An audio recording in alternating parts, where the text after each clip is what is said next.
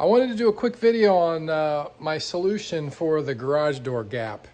If you watched one of my previous videos, which I'll leave up above here, you'll see I mentioned that I had a gap in my garage door. Mostly on windy days, it was letting some air in, and you could feel it quite a bit. So I'll show you again what's going on and what I'm working on today. It's not too windy today, but on a just a slightly breezy day, it seems, the door, because it's such a big door, it's a 12-foot door, lets a lot of air in. So just by barely pulling on it, you can see the light, and I'm barely putting any pressure on that. So you can imagine if it was a really windy day what that would do. But you know, it does that all the way up the whole top, or the whole side all the way to the top, I should say. You know, see, if I pull on just this bottom one even a little bit, you can see it just opens everything up there just by touching the bottom one. So here's the solution I found, and working on it right now. I'll show you what I got. I found a company called Green Hinge that makes these spring-loaded hinges. And basically what you do is you replace all the hinges on your doors, just the outer hinges next to the rail that the roller rides in. And I'll show you one of these here. So you can see the spring mechanism there. Now you see the slot.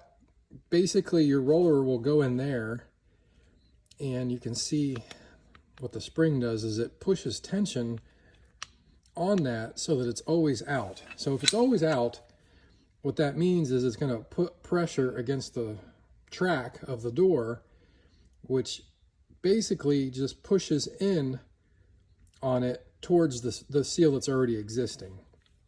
So let me show you what I mean here. I have a few of these installed.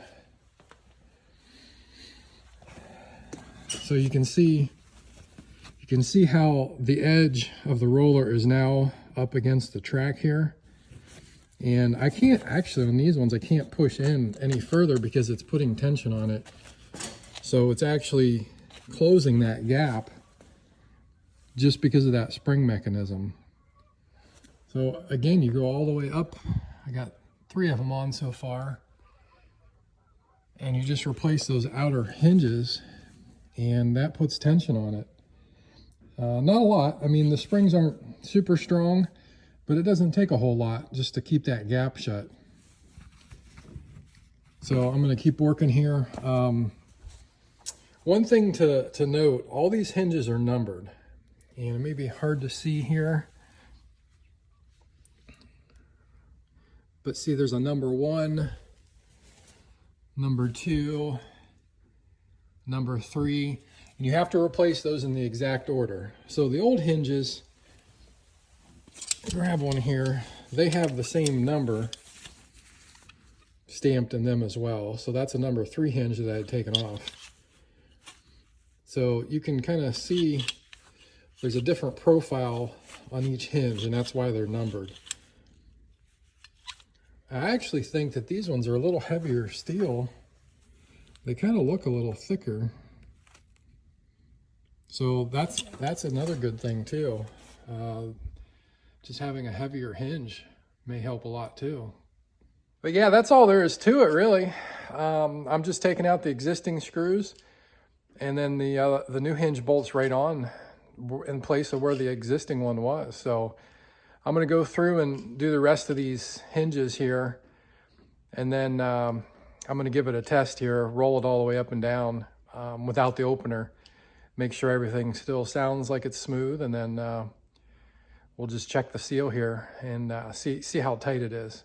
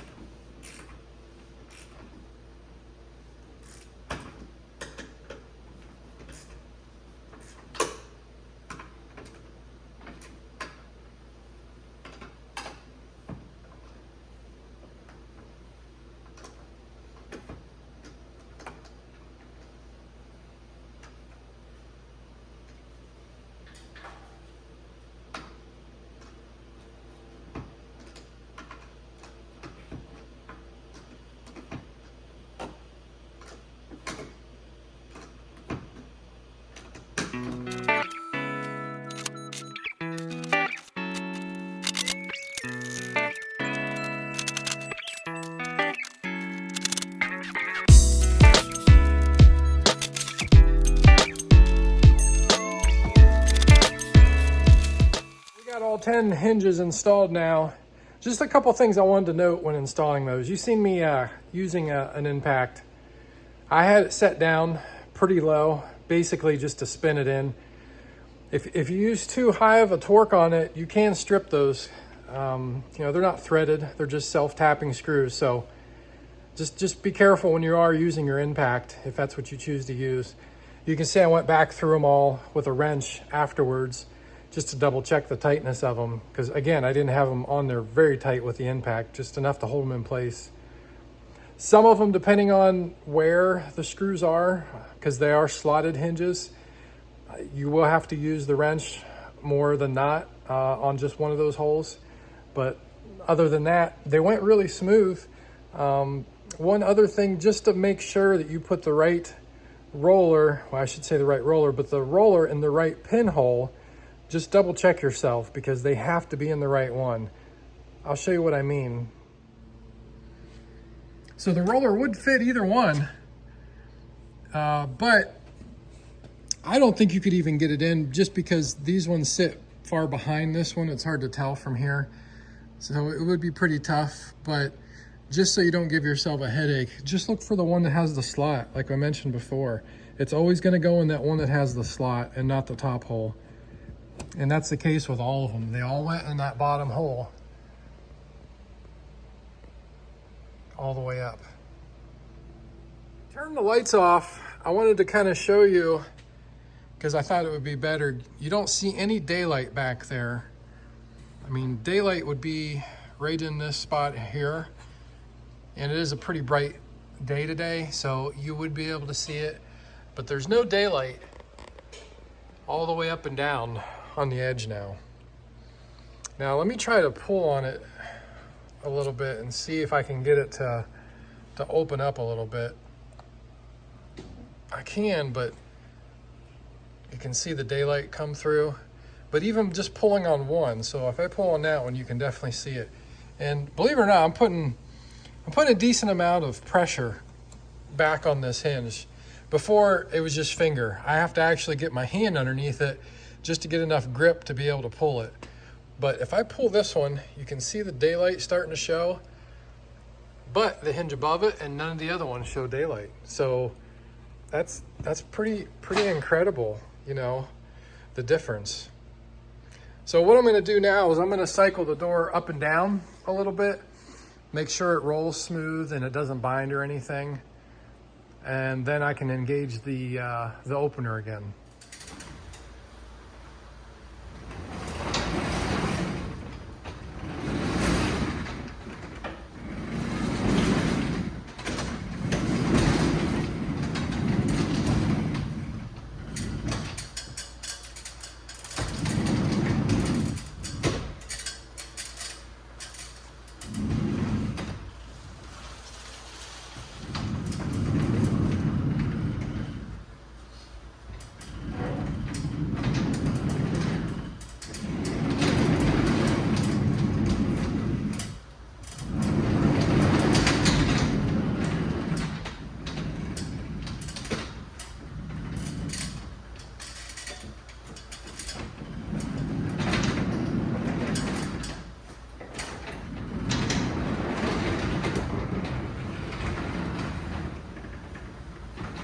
Movement up and down without the opener, and it seems to be fine.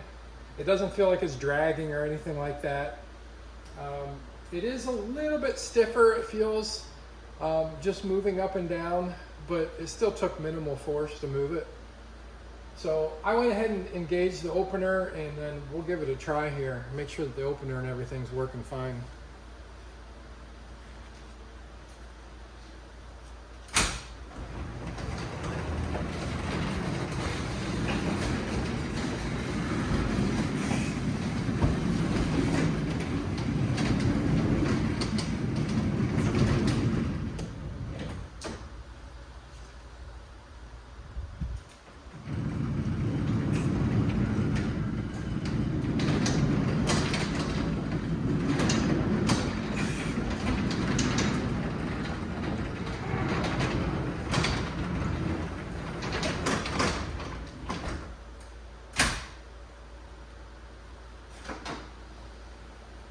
Well, there you go. No issues.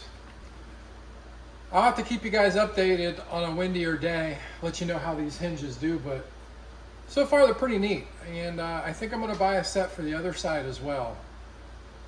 I think that'll do the job though. Everything works as good as new. What a neat solution to a real problem though. USA made company. I'll leave a link in the description. I have no affiliation with that company. I just thought it was a neat product and it seems to work. So I'll keep you updated if something else changes. Otherwise, I think it'll make a huge improvement on that air and that wind coming in at the door. If you guys like this kind of content, be sure to like and subscribe to my channel. I have more videos coming out about the garage, but I appreciate all the support, and until next time, take care.